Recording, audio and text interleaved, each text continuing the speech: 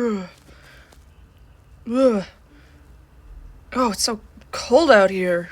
Oh my god, I wish there was, like, a low budget musical about the Ottawa transit system that I could watch at a fringe festival or something. Well, you're in luck, person at the bus stop, because there will be a low budget musical about the Ottawa transit system coming to your local fringe festival in June 2026.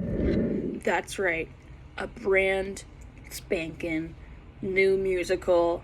It's called Dude, Where's My Bus? The musical, named in honor of everyone's favorite movie, Dude, Where's My Car? Which is a situation we've all been in. And it's written by yours truly, Sarah Wickler. And a brief synopsis, it's a satirical response to Ottawa's failing transit system. It's bad. It sucks. Even OC Transpo heads themselves don't even deny it. There's no denying it. What do you mean one snowfall happens and then all of a sudden the train can't run? This is Canada. Snowfall happens 7 months out of the year. It's a musical that portrays the public's dismay. We hate it. With the current state of transit affairs and the history behind some of OC Transpo's biggest projects and their biggest flops. And you may ask yourself, how do I work this? And you may ask yourself, where is that large automobile? And you may ask yourself, where is this musical taking place? Well, I can answer only one of those questions. And it's not about your large automobile.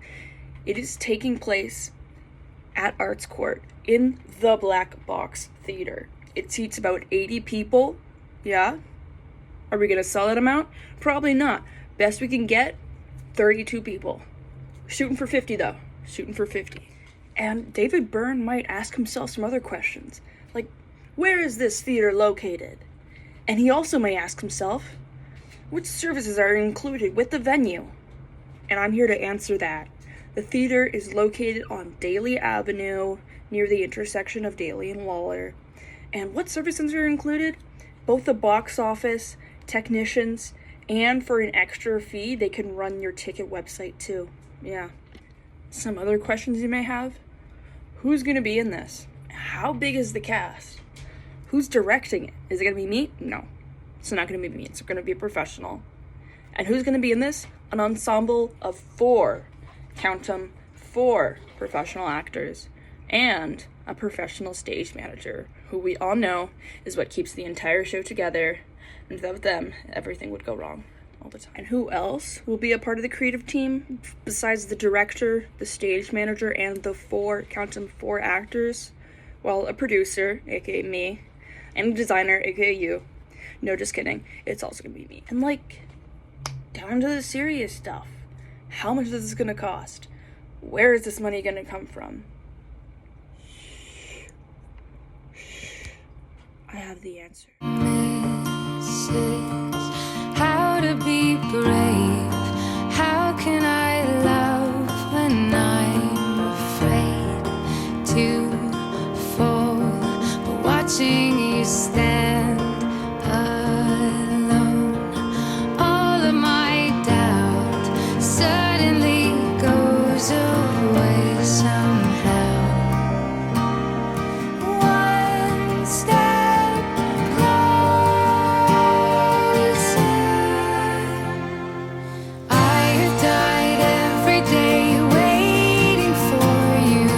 Darling, don't be afraid. I have loved you for 1,000 years.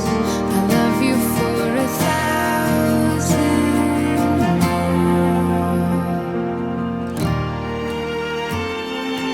How will people know about this show? Well, we gotta market to them. Can we really afford like a PR marketing assistant? No, it'll just be me running a social media page, definitely posting a bunch of reels so that these brain rotted screen addicts can find out about this amazing musical. What outreach are we gonna do? Guerrilla marketing, not like the monkey gorilla, but like the guerrilla, like the warfare. Gonna pop out outside these OC Transpo train stations And we're going to do like an art installation or an improv scene, something to grab the public's attention and get them to come to our show. Why this play now? That's something that every producer / director / playwright asks themselves before putting on or writing a play. And I mean, this play could have been put on 5 years ago, 10 years ago, even 15 years ago, because the transit's been that bad for that long. But also, if people have been waiting that long for a bespoke musical about our city's specific transit system, then people will come. How are we going to make sure that everyone who wants to come see this play can, and there are no barriers for them to, enjoy the performance? So first of all, the theater is already fully wheelchair accessible, which is perfect. There's going to be warnings for any loud noises like the train whistle or bus horns. And though we can't afford an ASL interpreter for the performances because that's really expensive, unless a grant like the government will cover it, with the QR code programs, which I'll mention later, there's going to be a transcript of the play available so that people can read along while the play is happening. I don't care that their screen is going to be bright in the theater. If you care about it, you're ableist. As for the programs that I just mentioned, paper programs, so last century. What everyone's doing now, just like a little laminated QR code taped to the seat arm rest.